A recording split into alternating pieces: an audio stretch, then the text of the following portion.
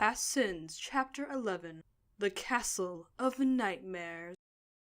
They were too late. Even when they had her in their sights, they were too late. Princess Celestia's worst fears had come true. Nyx had become Nightmare Moon, and she had been the one to deliver her to those who would complete the transformation. While Princess Luna lingered in Ponyville to find out more about what had happened, Celestia went straight back to Canterlot.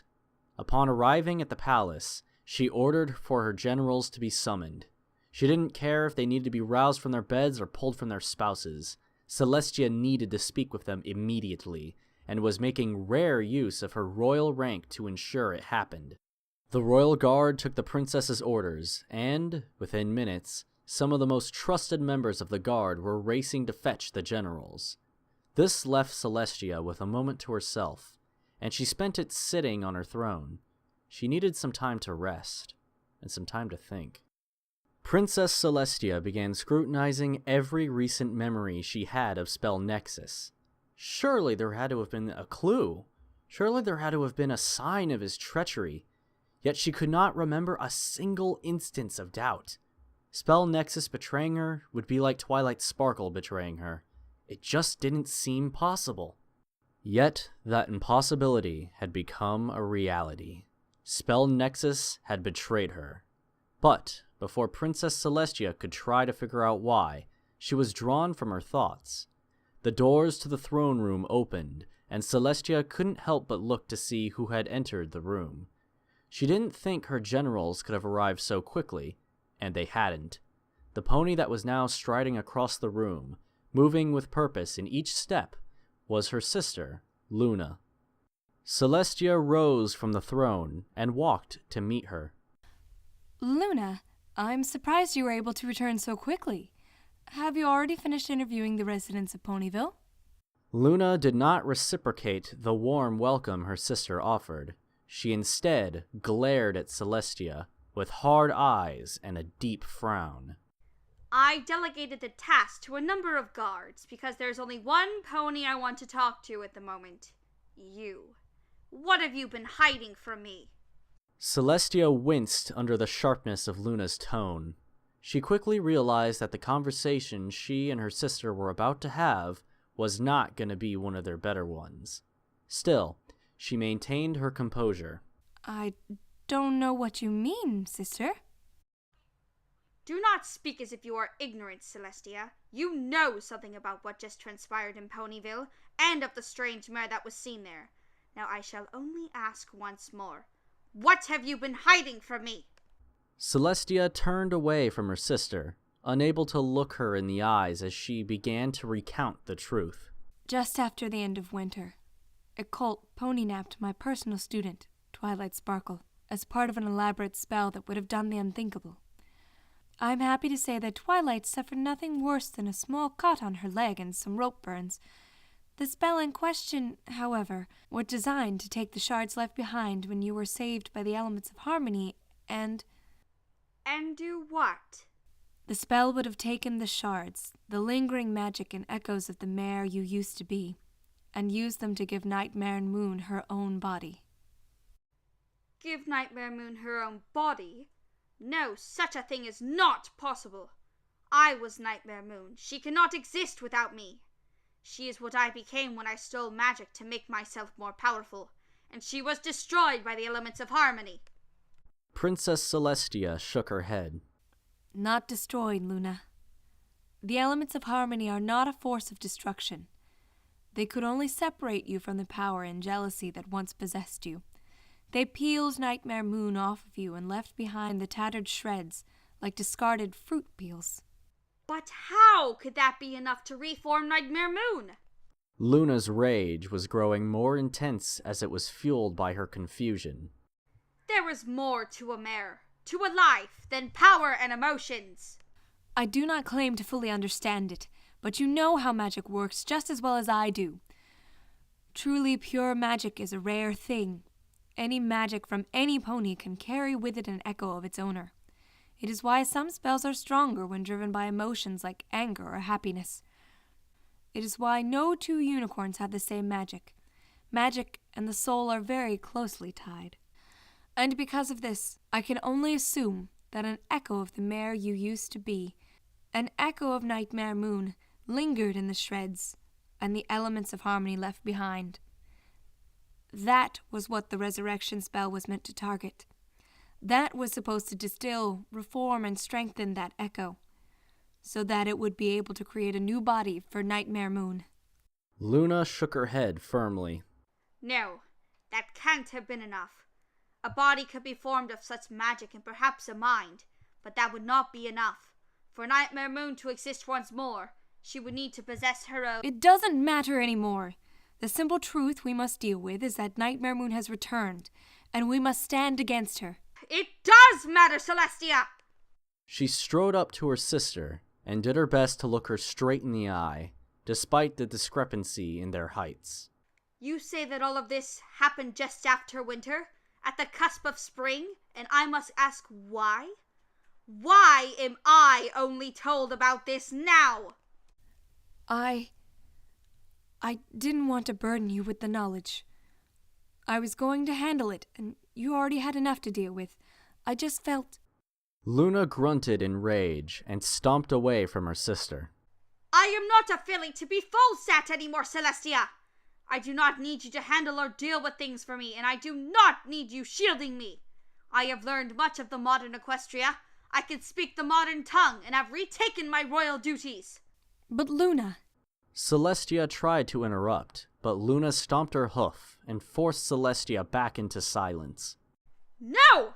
If the threat to Equestria's Nightmare Moon, then I should have been told. I was Nightmare Moon. Everything that mare did was my fault!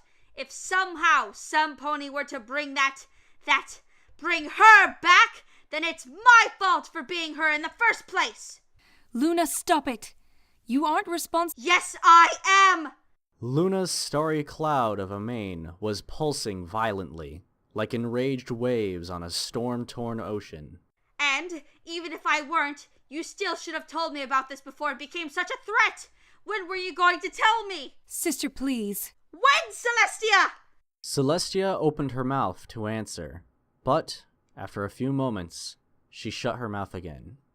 She was unable to say anything.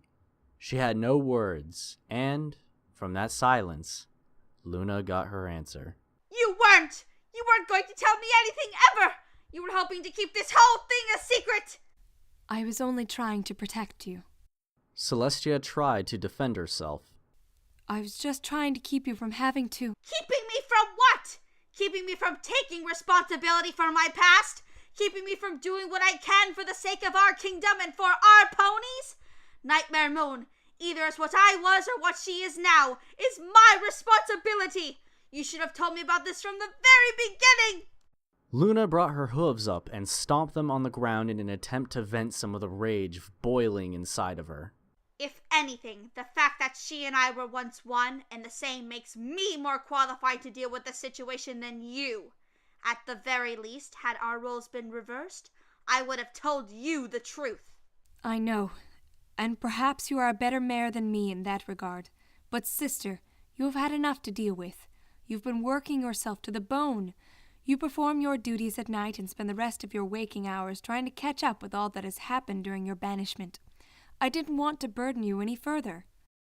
But it was my burden to bear, Celestia, and we may have been able to avoid this entire situation if you had told me in the first place. You and I, however, cannot change the past, nor deny the present. Nightmare Moon is now a mare of her own, and all we can do now is try to stop whatever schemes she has formed. We should send word to your student and her friends. I imagine we will need them to wield the elements of harmony once more. Celestia tensed and shifted her gaze away from Luna. We may not be able to rely on the elements of harmony. Luna furrowed her eyebrows, sensing that there was still more she hadn't been told. Why not? Do you remember Twilight's cousin, Nyx? The one who played Nightmare Moon during the children's play at the last spring festival? Luna's eyebrows shifted, one becoming arched as her rage took a back seat to confusion. Of course. Why do you ask? That filly was not Twilight's cousin. nor is she even related to Twilight in any familial connection. In fact, she had never been seen before her arrival in Ponyville a few days after Twilight was rescued. Luna needed a moment to take in the information. When she realized why Celestia would suddenly bring up Nyx, her jaw dropped, and her eyes widened in disbelief. That filly? You don't mean to tell me that? Yes, the filly known as Nyx was the incomplete production of the original resurrection spell. This evening, the cult got their hooves on her, and they were able to finish the spell they started. In truth, Nyx was always Nightmare Moon, but tonight, the cult returned to her all the memories and powers she once possessed. But how did the cult get a hold of her? I spoke with a few ponies in Ponyville before departing. They said that the cult appeared and Nightmare Moon rose up from the center of the spell. No pony witnessed someone being taken into the ritual, and wouldn't Twilight have sent a letter if she feared Nyx was missing? No, she wouldn't have. Why not? Celestia swallowed as she struggled to find the strength to admit her own mistake. Because I was the one that took Nyx. I was the one who delivered her into the hooves of that cult. Luna was struck silent. She strode up beside her sister, expecting the punchline to what could only be a cruel joke. Yet, the expression on Celestia's face made it clear she was telling the truth. Luna couldn't help but stumble over her own words in disbelief. Celestia, why? Why would you do that? For some time now, I feared that Nyx was Nightmare Moon. At a school function, she was able to turn another pony into a tree, and displayed other magic well beyond unicorns of her age. My dreams became tormented with images of her growing into the mare you used to be, threatening every pony I care about. I had to be sure she wasn't a threat. Celestia tried to defend her actions with words she didn't believe anymore. I had to know what I was dealing with, so I could act before Nyx could become a danger to Equestria, to Twilight, or to you. So I spoke with Spell Nexus, and he promised a spell that would allow me to glimpse Nyx's soul. It was supposed to let me see for myself if she was a danger. Celestia growled and tossed her head. But of course it would seem the greatest threat came not from Nyx, but from the headmaster of my own school, Spell Nexus. How could he be involved with this? He was attacked at the beginning of the last fall. His house was ransacked for the shreds of Nightmare Moon. The thieves beat him so badly that he had been hospitalized for weeks. He showed no signs of treachery. He was once my student. Why would he betray me? I do not know, Celestia, but there's far more pressing questions you are avoiding. Luna steered the conversation back to the matters at Hoof. The question I've asked, and the one that you have yet to answer, is why we cannot rely on the elements of harmony.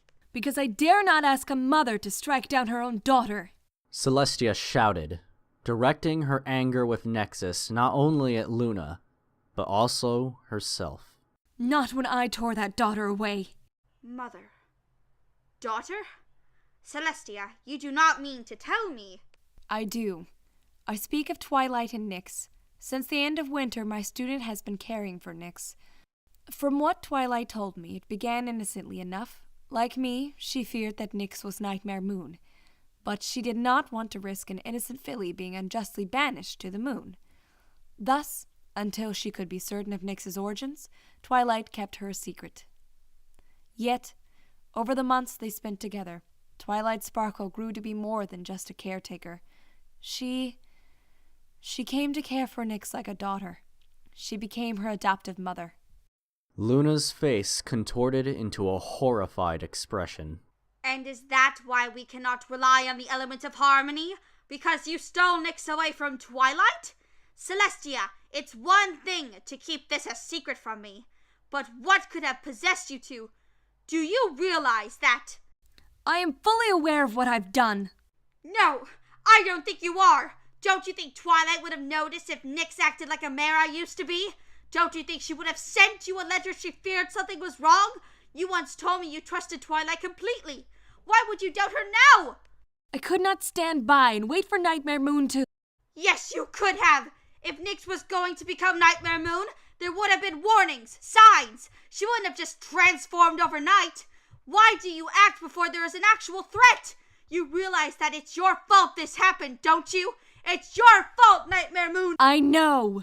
Celestia shouted, her composure breaking like a frail twig.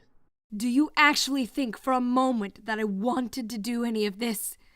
To cause my dear student such pain? I do not need to be told the heinous nature of my actions. But I could not wait for Nyx to become Nightmare Moon. I could not wait until that witch was standing at our doorstep with half of Equestria destroyed in her wake. I had to act preemptively. I had to be able to prepare to get ready, so that if Nyx did change into Nightmare Moon, I would be ready to stop her before any pony got hurt. But why? Why couldn't you wait? Why did you feel you had to act? Because the last time I waited, I lost you for 1,000 years. The fire of Luna's anger cooled under the weight of those words, and she couldn't look away as Celestia crumbled in front of her, like a sandcastle being eroded by the ocean's waves. Celestia's wings fell limp, and she hung her head so low her nose almost touched the floor. Tears began to stream from her eyes, forced out by the guilt, fear, and pain welling up inside of her. The last time I waited, the last time I decided to just wait and see if things would get better or worse, is when you were showing the first signs of your jealousy. I hoped you would get through it.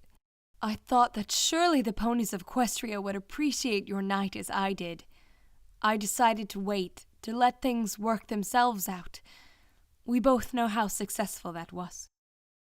So condemn me for what I've done, Luna. It's no less than I deserve. Celestia raised her head to meet Luna's gaze as tears continued to flow down her face. I stole a daughter from her mother because I feared the monster she could become, and in the process, I hurt my dear student, Twilight.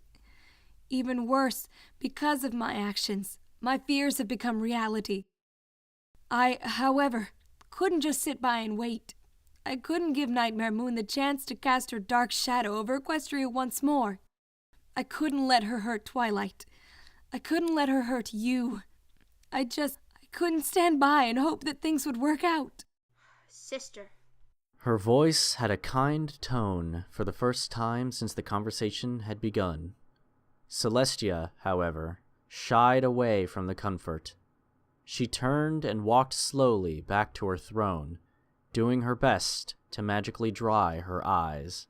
But I can't think about that now. I have to focus on the threat Nightmare Moon poses. I must be ready to stand against her. Not I, sister.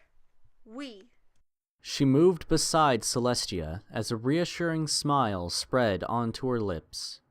Just as Nightmare Moon threatens me, she threatens you, and I'm not going to let her hurt my eldest sister. We'll work together, we'll find her, and if she won't listen to reason, we'll do what is necessary to protect Equestria. Celestia smiled, nodded, and leaned into Luna. Thank you, sister. I don't think I could face this if you weren't beside me. That's what sisters are for.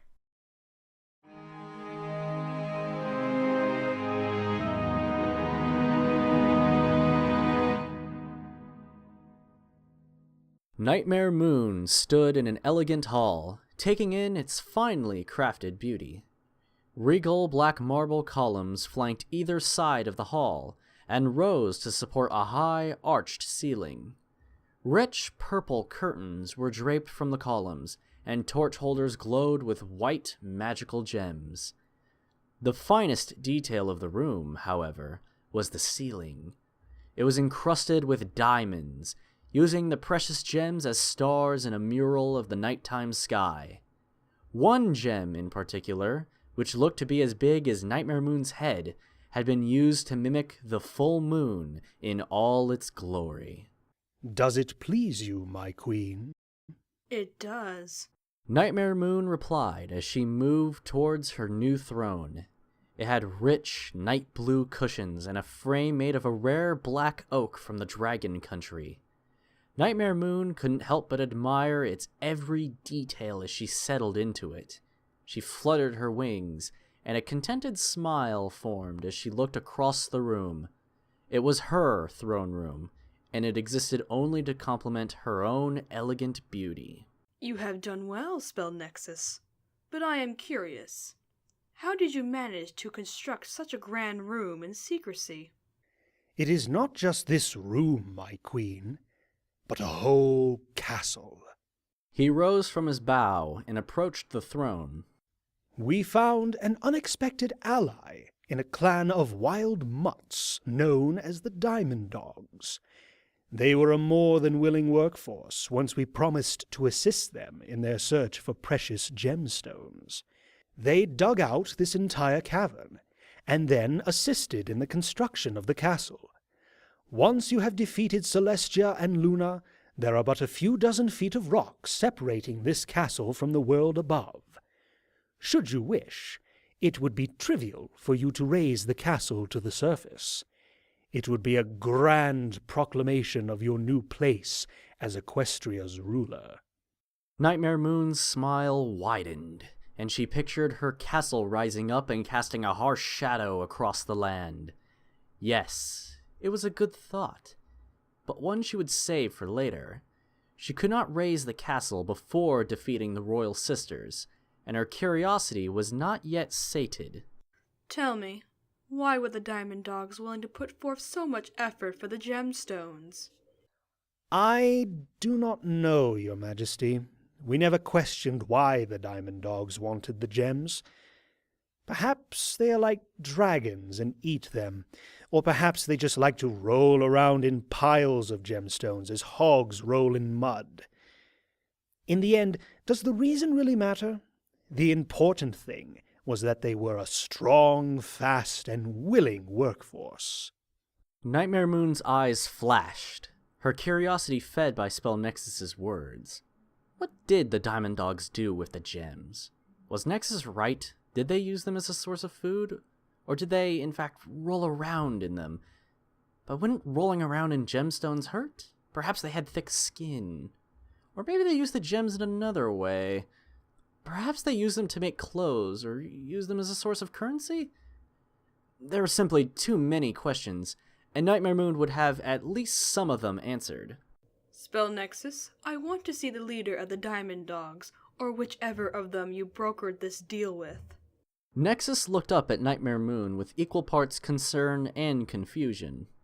Forgive me, Your Highness, but part of our agreement with the Diamond Dogs was that, at the conclusion of the deal, they would migrate much further into their tunnels. We could not risk them interfering with our work. A frown formed on Nightmare Moon's lips. She hated it when she couldn't find the answer to a question. Her insatiable curiosity was her vice. It was why she loved to sit in Cheerilee's classroom every day when she was in school. Oh, how she found such joy in learning new things from the mulberry pony who... Nightmare Moon shut her eyes and seized control of her mind before it could wander any further. She could not think of those memories anymore.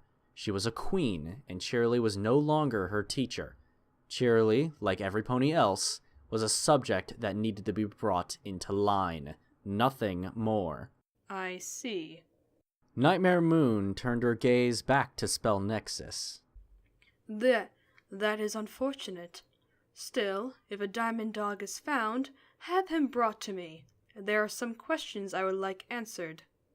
As you wish, Your Majesty. Now, Your Highness, please allow me to show you the rest of your new castle.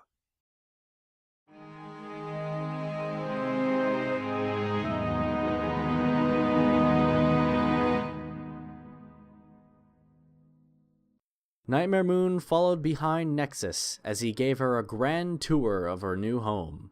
The castle was beautiful, every bit as regal as Canterlot Palace.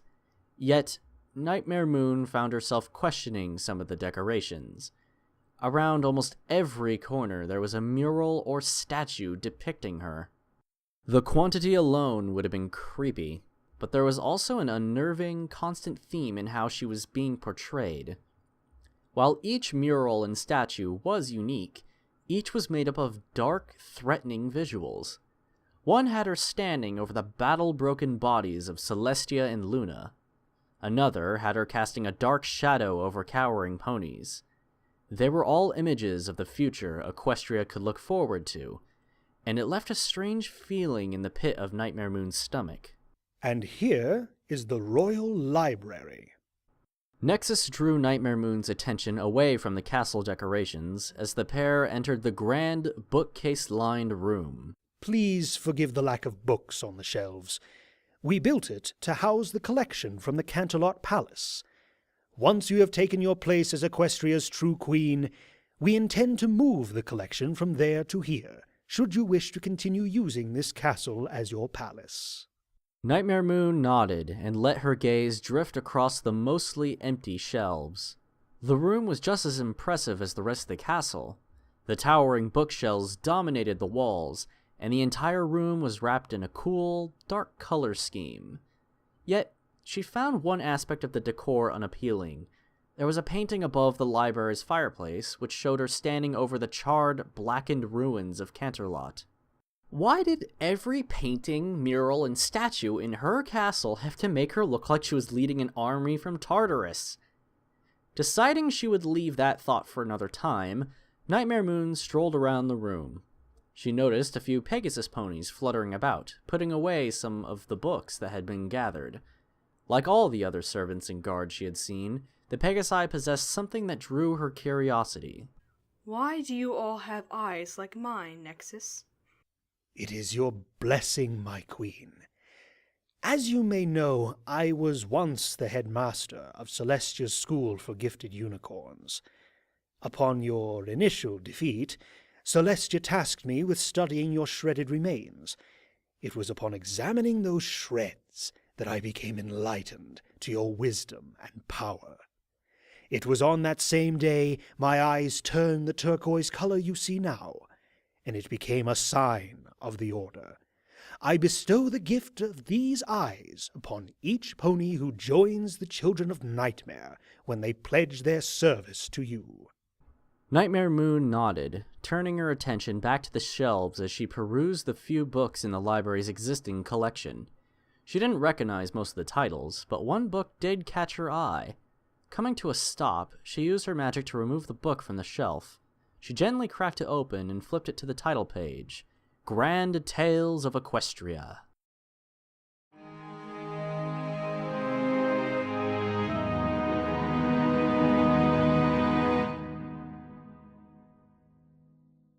And with that final buck, the wolves were driven from the town. Twilight looked up from the book she was reading aloud. And the ponies rejoiced. They had once again been saved by the only mare among them brave enough to stay out at night, the village's own black-coated guardian, Nyx of the Night.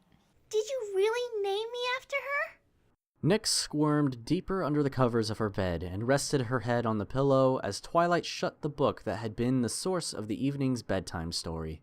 Twilight laughed and set the book down. Yes, though I'll admit it was mostly because she has a black coat like yours. Do you think I could be as brave as she was someday? Of course. Being brave isn't like a special talent. You just have to be able to stand up against the things that scare you. Have you ever had to stand up to something really scary? I have. This one time, my friends and I had to go convince a dragon to leave his cave and go someplace else. Nyx's eyes went wide. Really? Oh, yes. He was taking a nap in the nearby mountains, and his snoring was throwing all this black smoke into the air. So Princess Celestia asked... Twilight stopped her story, smiled knowingly, and looked at Nyx before playfully tapping her on the nose. Hey, you just got a bedtime story. You don't need another. Aw, but what about the dragon? I promise I'll tell you the story tomorrow night.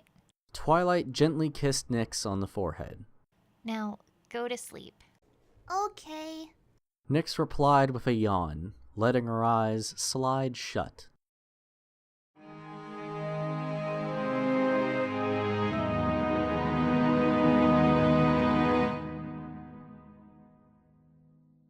Your Majesty?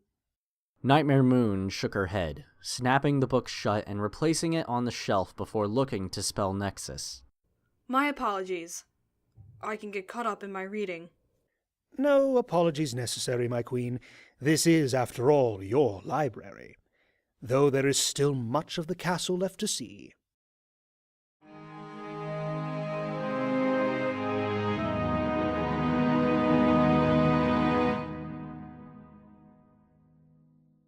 Here we have the guard barracks, where we train those new to the order to defend this castle. The word of your return is spreading. Those I have sent out to recruit new ponies to our cause are finding several eager to get on good terms with you. It would seem not all of Equestria is foolish enough to stand against you. Nightmare Moon didn't offer any reply as she watched the soldiers. They were standing in a line, each one taking turns attacking a set of training dummies under the watchful eye of their trainer. What drew Nightmare Moon's eye, however, were the dummies themselves, which bore a striking resemblance to a certain set of mares. Why do the training dummies look like Twilight Sparkle and her friends? Because it is they who are the greatest threat to you, my queen. It was they who defeated you, and we should not let them have the opportunity to do so again. Should they get the idea in their heads to attempt to bring their unified power against you once more, they will be dealt with immediately. Nexus's words were punctuated as a guard attacked a training dummy that looked like Twilight Sparkle, and, with a single swift motion, beheaded it. The cotton-stuffed head bounced on the ground and rolled to Nightmare Moon's hooves. She stared at it, then spoke with a firm tone. No. My queen? Should the bearers of the elements of harmony come to the castle, they are not to be harmed. The elements of harmony themselves are to be taken from them for safekeeping. Then, Twilight Sparkle is to be brought directly to me, and the rest of her friends are to be locked in the dungeon. I will then decide how I want to punish them for standing against me. Of course. I can fully understand your desire to punish them with your own hooves. Nightmare Moon turned her back on the training dummies and began to walk towards the door. Good. And I want one of the Twilight Sparkle training dummies brought to my bedchambers. It is to be intact. It will be there before the end of the tour. Spell Nexus assured, choosing not to question his queen's wishes.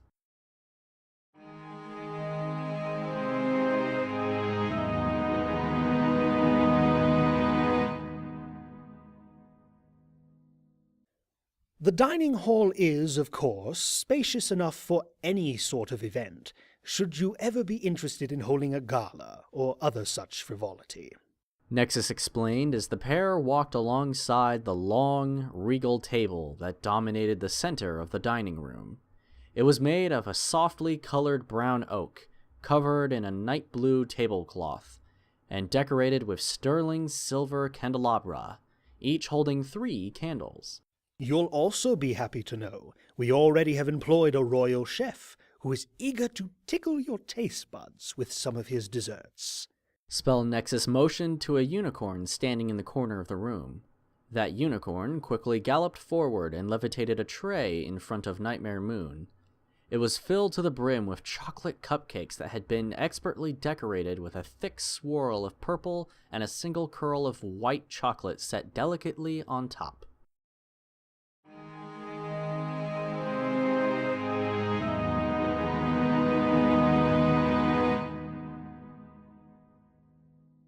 Seriously, who would have thought that baking cupcakes would be so hard? The 4 Cutie Mark Crusaders were standing in the middle of a kitchen, which was covered in the messy aftermath of their baking endeavors. I told you it wasn't easy. So girls, how are things going? Pinkie Pie chirped, sticking her head into the kitchen. Not so good. Please don't be mad about the mess. Oh, girls, I'm not mad. You should have seen the mess I made at the bakery when I first started working for the cakes. After all, my special talent is throwing parties, not baking. Now, why don't we get this place cleaned up? Then I'll show you how to make cupcakes one more time. The faces of the 4 fillies lit up with smiles as they eagerly helped clean up the mess. Then, under Pinkie Pie's close supervision and unending enthusiasm, each filly managed to bake a batch of cupcakes that was not only edible, but good tasting. Apple Bloom and Sweetie Belle had made vanilla cupcakes with apple and chocolate frosting, respectively. Scootaloo and Nyx, on the other hoof, had made chocolate cupcakes. Nyx's were frosted with a simple vanilla frosting, but Scootaloo tried to frost hers so each one would have a rainbow on it. Unfortunately, she had not been able to keep the colors separated. They had mixed and swirled together into making a dark purple frosting. Scootaloo was disappointed, but in the end, the cupcake still tasted good, and that was what mattered.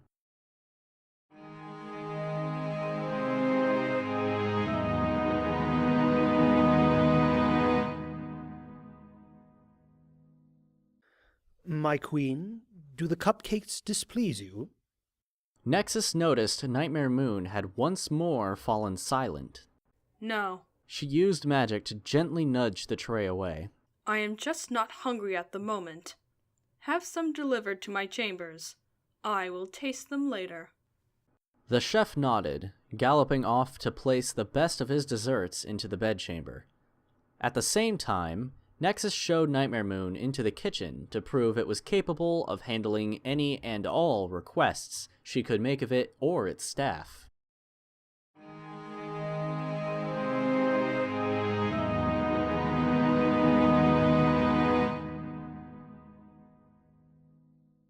The high spirits Nightmare Moon had been in when she first arrived at the castle had faded. Each room Spell Nexus showed her dredged up unwanted memories and desires. She was no longer a weak, cowardly filly. She was no longer Nyx. Still, the months she spent as a filly would not give her any peace, and it was putting her in a foul mood. Despite the small headache chewing on the front of her brain, Nightmare Moon continued to follow Spell Nexus. Thankfully, he had taken notice of her degrading mood, and had rushed through the tail end of the castle tour. They were just about to enter the last room on the tour. The moment the door to the chamber opened, a tingling sensation washed over Nightmare Moon. Magic, very powerful magic, was being performed within. It wasn't anything on the scale of the spell that had given her a body of her own, but the power was still respectable. Spell Nexus, what sort of sorcery is being performed in here? They walked into the room, and her mood began to lift. Research, my queen. Spell Nexus answered with a smile, waving his hoof across the room. Welcome to the research laboratory. Nightmare Moon eagerly looked across the lab. A number of desks and tables were set about the space. At each station was a unicorn working, twisting and bending magical energy. Some seemed to be just casting spells, while others were working with different baubles, trinkets, and equipment. Along with the unicorns, a number of Pegasi and Earth Ponies were assisting the researchers by taking notes and fetching materials. Everything.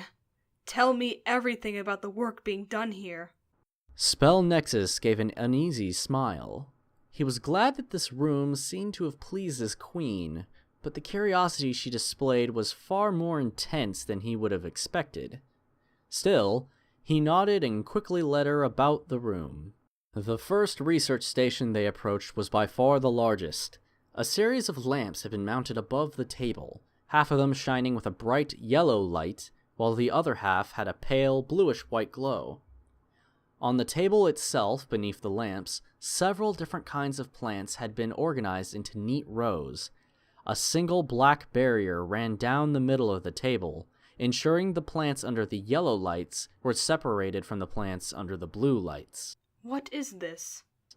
Nightmare Moon looked between the two batches of plants. Here we are testing our latest batch of plants that can grow under eternal moonlight. We initially focused this research on agricultural plants, such as grains, fruits, and vegetables. Those plants were finished some time ago, and we're ready to begin replanting Equestria's fields, gardens, and orchards with the new plant breeds. Then what are you currently developing? Nightmare Moon inspected the plants more closely. More frivolous plants, such as flowers, grasses, and less productive species of trees. Some of the researchers made the point that Equestria would be far less picturesque without its many forests, plains, and flowered towns. I was inclined to agree with them, but I, of course, asked them to focus on flowers that complement your beautiful night, before proceeding on to other species. Nightmare Moon gave a satisfied nod and followed Nexus. Each station held some bit of magic meant to make the eternal night possible, which also meant she was getting abruptly acquainted with the natural effects of never having sunlight. The withering plants, the creeping cold, these were things the children of Nightmare were working to solve. Yet, her gut began to twist with guilt. During the Summer Sun celebration, she had plunged Equestria into eternal night without considering any of these ramifications. What was she thinking back then?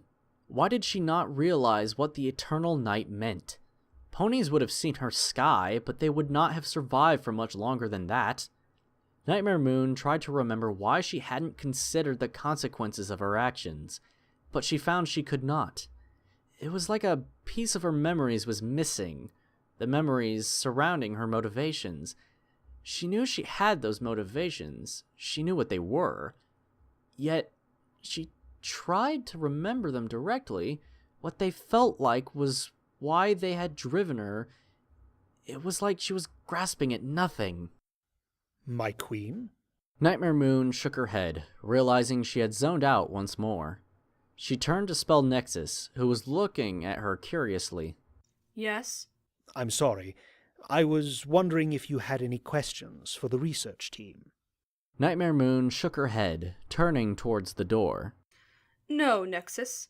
I do not have any questions for them. They have been doing good work, and I'm pleased to see you have endeavored to make Equestria a paradise of the eternal night. Spell Nexus smiled before he and the whole research team bowed. You honor us with your kind words. Nightmare Moon huffed, fluttering her wings. Just make sure that once I have unseated Celestia and Luna from Equestria's throne, that you do not waste time transforming Equestria. I will not have this country become a frozen wasteland.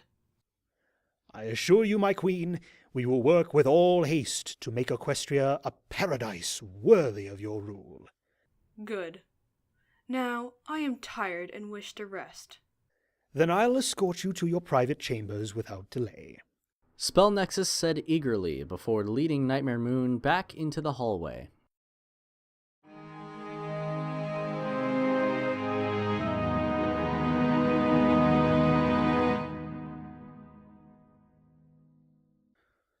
And here are your private chambers, my queen. You will find a pair of guards stationed outside at all hours, should you ever need any assistance. We only used the finest furniture, and I picked out the decorations myself. Does it please you? Yes. Nightmare Moon replied, though she had barely even looked at the room before she stepped inside. I am honored to hear you say that, my queen. Now, you are undoubtedly tired. I will leave you to rest, and when you are ready to begin the campaign to seize Equestria, simply have one of the guards come to find me. I will. Nightmare Moon turned and watched Nexus bow one final time before leaving. He pulled the door shut behind him, and, only then, did Nightmare Moon take in the atmosphere and furnishings of the room. Like the rest of the castle, it was decorated in a nighttime theme, with dark blues and purples accented by moons and stars. A perfectly circular bed sat in the center of the room. It was easily large enough to fit her comfortably, and it rested beneath an intricate fresco of the moon on the ceiling. With only mild interest, Nightmare Moon circled the room once more and examined all of the new furniture. There was a fireplace, a vanity mirror, a set of dressers, a few tables, a bookcase, a door to a small exterior balcony, and a writing desk. It was everything some pony would need to enjoy a quiet night in their bedroom, and, as Nexus said, it was all the finest furniture. It, however, did little to improve Nightmare Moon's mood. She finished examining the rest of the room and turned her attention back to the bed. There, resting on the soft-looking blanket, were the two items she had requested during the day, a tray of carefully decorated cupcakes, and the training dummy that resembled Twilight Sparkle. Focusing on the desserts first, Nightmare Moon gently lifted and removed the paper from one of the cupcakes. She took a single, gingerly bite and smiled at the flavor. It was good. It was moist, smooth, and it tasted so much like the cupcakes Pinkie Pie... The cupcake hit the door a moment later, thrown across the room by Nightmare Moon's magic. It bounced off the door, crumbled to pieces, and fell to the floor as some of its frosting clung to its point of impact. Nightmare Moon then took up the tray and slammed it, along with the remaining cupcakes, against the door. She pressed down hard, using it to flatten each one of the frosted desserts for several seconds before she released her magic. The tray stuck to the door for a moment, but then fell free to reveal the result of Nightmare Moon's anger. The squished mess of cupcake crumbs and frosting. With the tray no longer holding it up, the gooey mess began to slide down the door. It left a smear of frosting in its wake, and only came to a stop once it had reached the floor. The next thing to fall under Nightmare Moon's hateful gaze was the training dummy of Twilight Sparkle. She lifted it with her magical mane, and held it in front of her face. At first, her grip was careful, gentle, but then she began to squeeze tightly around the dummy's neck. Nightmare Moon stood there for several seconds, strangling the lifeless doll. She then threw it on the ground and began stomping. Again and again, she lifted her body up and brought her forehooves down on the Twilight dummy. Only when it was leaking cotton from a number of holes and a leg that was about to fall off, did Nightmare Moon cease her assault. As a final insult to the doll and the pony it resembled, Nightmare Moon hurled the dummy across the room. It bounced off the floor and ended up disappearing into the space beneath the writing desk, where Nightmare Moon chose to leave it. She stomped over to the balcony door, threw it open, and stepped outside to look at the exterior of her castle, and the cavern it was contained in. She would be Equestria's queen. She would overthrow Celestia and Luna, and she would make Twilight Sparkle pay.